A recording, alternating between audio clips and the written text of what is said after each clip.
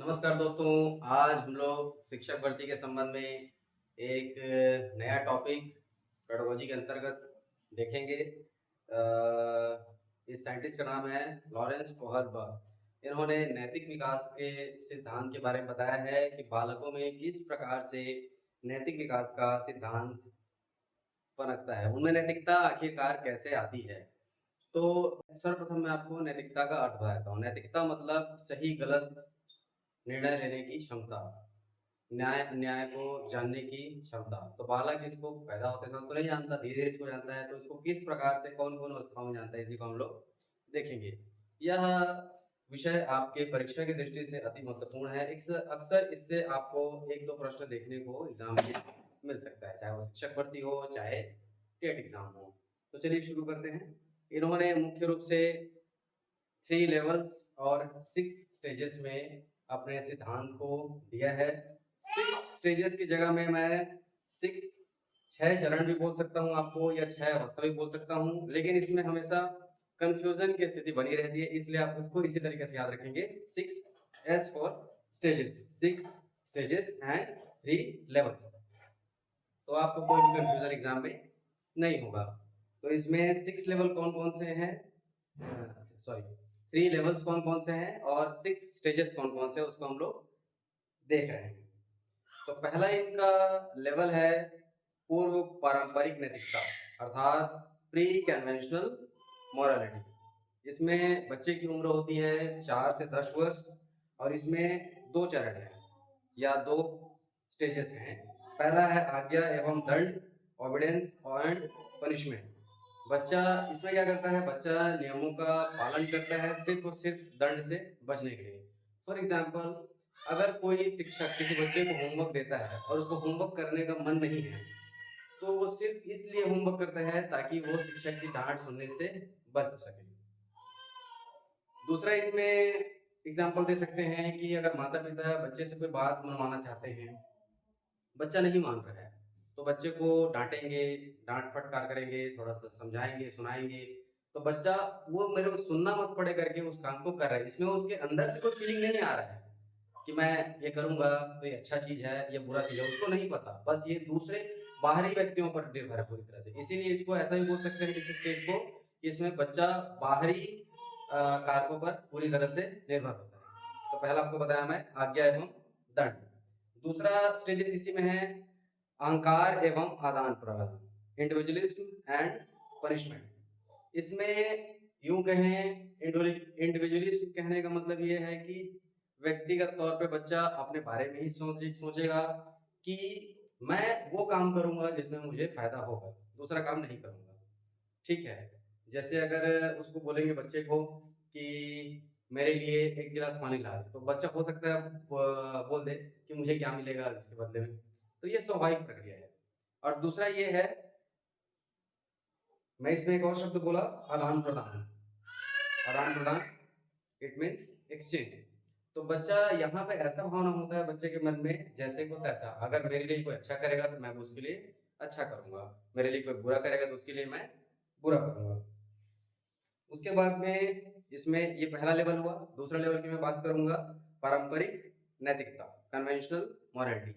यह बच्चे में विकास होता है लगभग 10 से 13 वर्ष में, और इस अवस्था में बच्चा समाज, परिवार और देश के नियमों को महत्व देने लगता है। और यहाँ पे 2 चरण आता है। पहला चरण है अच्छा लड़का या अच्छा लड़की कहें इसको हम लोग, good girl and good boy. यहाँ पे जो बच्चा है वह दूसरों के सामने अपने आप को अच्छा बनाने की कोशिश करता है, अच्छा दिखाने की साबित करता है कि मैं अच्छा हूँ। तो उसके लिए क्या करेगा, फॉर एग्जाम्पल अगर पहले ही वाला एग्जाम्पल देता हूँ, मैंने बच्चे को 1 गिलास पानी मांगा, तो यहाँ पे वो इसलिए पानी नहीं लाएगा कि उसको कुछ मिलेगा। वो अपने आप को ये बस बताना चाह रहा है कि मैं अच्छा हूँ क्योंकि मैं पानी दे रहा हूँ। ठीक है। और यहाँ पे वो दूसरों को खुश करना चाह रहा है, दूसरों से सम्मान पाना चाह रहा है, इस वजह से काम को करता है। इस तरह से उसके में नैतिक विकास यहाँ भी दूसरे कारकों पर ही निर्भर है, लेकिन उसको लग रहा है कि ये चीजें समाज में अच्छी है, इसको अच्छा माना जाता है, इसलिए वो काम कर रहा है। उसके बाद में दूसरा, इसी में दूसरा पार्ट है, दूसरा स्टेज है। मतलब पहला स्टेज बताया मैं आपको कौन सा, आज्ञा एवं दंड। दूसरा स्टेज बताया अहंकार एवं आदान प्रदान। तीसरा स्टेज बताया मैं आपको अच्छा लड़की अच्छा लड़का। चौथा स्टेज बता रहा हूँ मैं, सामाजिक व्यवस्था बनाए रखना। इसमें क्या होता है, मेंटेनिंग सोशल ऑर्डर, अर्थात इसमें व्यक्ति कानून और व्यवस्था को बनाए, समाज का जो नियम है, सामान्य बोलचाल है वो तो है, उसके इसमें कानून व्यवस्था को बनाए रखने के लिए वो अपने कर्तव्यों को समझता है कि मुझे, अगर सरकार ने कोई कानून बनाया है, कोई नियम है, ट्रैफिक का कोई नियम है, या फिर कोई चीज़ गलत है समाज में, इसको करने से क्राइम होता है, तो वो चीज़ें बच्चा करने से थोड़ा सा बचेगा, उसके प्रति उसको जानेगा कि ये गलत है, ये सही है। ठीक है। उसके बाद में तीसरा जो लेवल है उसको बोलते हैं उत्तर पारंपरिक नैतिकता, पोस्ट कन्वेंशनल लेवल। इसमें क्या होता है, यह नैतिकता का सर्वोच्च स्तर है जो बहुत कम लोगों में विकसित होता है। सभी लोगों, जरूरी नहीं है कि हर एक बच्चा जो 13 वर्ष की अधिक आयु का है इस लेवल को पार कर सकता है, बहुत कम बच्चे इस लेवल को पार करते हैं। इसमें होता क्या है, इसमें व्यक्ति सामाजिक नियमों से उठकर अपने व्यक्तिगत और सार्वभौमिक नैतिक सिद्धांतों के आधार पर निर्णय लेता है। मतलब इसमें व्यक्ति की खुद की सोच शामिल होती है कि मेरे हिसाब से क्या सही है क्या नहीं। इसमें भी दो लेवल है। पहला ये है कि सामाजिक अनुबंध, सोशल कॉन्ट्रैक्ट। यहाँ पर व्यक्ति यह मानता है कि जो नियम बने हैं, फॉर एग्जाम्पल गवर्नमेंट ने कोई नियम बनाया, अब वो नियम सही है, बेशक सही है, इसलिए उसको फॉलो किया जा रहा है, लेकिन अगर उसको गलत लग रहा है, वो सोचेगा कि ये गलत है, यहाँ पे इस तरह से नहीं होना चाहिए। फॉर एग्जांपल मैं आपको बता रहा हूँ कि कोई चोरी किया, उसको सजा मिली, अब उसको लग रहा है कि इतने साल की सजा नहीं होनी चाहिए, ये गलत है। या फॉर एग्जांपल उसको चोरी करने के बाद वो जेल में गया, उसके साथ मारपीट हो रहा है, उसको लग रहा है कि मारपीट तो नहीं होना चाहिए, ये गलत है, यहाँ पे कोई देखता क्यों नहीं है, तो उसके मन में ये सवाल आ रहा है यहाँ पे। ठीक है, सोशल ऑर्डर को मेंटेन कर रहा है, उसको मान रहा है, लेकिन उसके मन में सवाल उत्पन्न हो रहे हैं। फिर आखिरी स्टेज, सिक्स स्टेज में क्या होता है, सार्वभौमिक नैतिक सिद्धांत, यूनिवर्सल एथिकल प्रिंसिपल्स। यहाँ पे व्यक्ति अपने विवेक और न्याय के सार्वभौमिक सिद्धांत के अनुसार कार्य करता है, भले ही इसके लिए उसे नियमों का उल्लंघन करना क्यों न पड़े। देखिए यहाँ पे बच्चा ये सोचता है कि कोई नियम अगर है, कोई नियम समाज में एग्जिस्ट कर रहा है, चाहे वो लीगल लीगल हो या सोशल हो। सोशल सोशल नहीं है, मतलब सामाजिक नियम हो या सरकारी नियम हो, उसको अगर लग रहा है कि समाज में ये नियम गलत है, तो वो उस चीज को नहीं मानेगा, अपने अपने लेवल पे तो वो नहीं मानेगा, उसको लगेगा कि मैं अपने अपने अपने हिसाब से चलूंगा। तो ये खुद उसका अंदर से उसको फीलिंग आएगा कि ये चीजें गलत है, ये चीजें नहीं होनी चाहिए, वो अपना अपना प्रिंसिपल्स बनाएगा।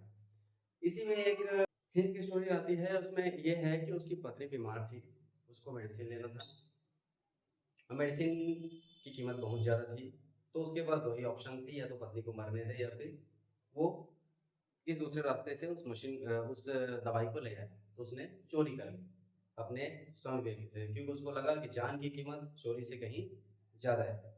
ठीक है। लॉरेंस कोहलबर्ग जी ने अपने अध्ययन के लिए कुछ चीज़ों को शामिल किया था, इसको मैं बताया था आपको।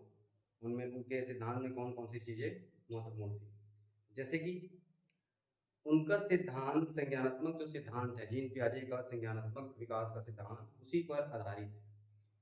सिंपल सी बात है, भले मैं उम्र का यहाँ पे आपको उदाहरण दिया हूँ, लेकिन बच्चा जैसे जैसे बड़ा होगा, उसकी उम्र भी बढ़े, बुद्धि भी बढ़ेगी, उसके में दिमाग भी आएगा। ठीक है, पहले से और तेज होगा। तो जैसे जैसे उसकी मेंटलिटी परिपक्व होती जाएगी, ठीक है, उसकी बौद्धिक क्षमता बढ़ती जाएगी, उसके में नैतिक निर्णय लेने की भी क्षमता बढ़ती जाएगी। इसीलिए इसको कह सकते हैं कि इनका नैतिक विकास का सिद्धांत जीन पियाजे के संज्ञानात्मक सिद्धांत पर आधारित है। उसके बाद अध्ययन के लिए इन्होंने हिंज मॉरल डिलेमा को अपनाया था। हिंज की कहानी मैंने अभी आपको बताया कि किस तरह से एक स्थिति बनती है तो वहाँ पे बच्चा कैसा निर्णय लेता है। उसके बाद इन्होंने इनके मतलब मुख्य बातें जो है इनके थ्योरी, उसको बता रहा हूँ मैं आपको। अधिकांश वयस्क परंपरागत स्तर तक ही पहुंच पाते हैं, मतलब जो लेवल सेकंड है वहीं तक अधिकांश बच्चे पहुंच पाते हैं या वयस्क पहुंच पाते हैं, और बाकी लोग जो सर्वोच्च स्तर है, नैतिकता की जो सर्वोच्च सर्वोच्च स्तर है वहां तक नहीं पहुंच पाते। और इनके नैतिक विकास के सिद्धांत में सबसे सर्वोच्च जो नैतिकता है उसको हम लोग बोल सकते हैं, कौन सा, आप बताइए। अभी मैं आपको बताया, यूनिवर्सल यूनिवर्सल एथिकल प्रिंसिपल्स। धन्यवाद। इसके बारे में हम लोग नेक्स्ट सेशन में क्वेश्चन आंसर करेंगे। आपकी तैयारी जारी रखिए, हम लोग पहुँच जाते हैं।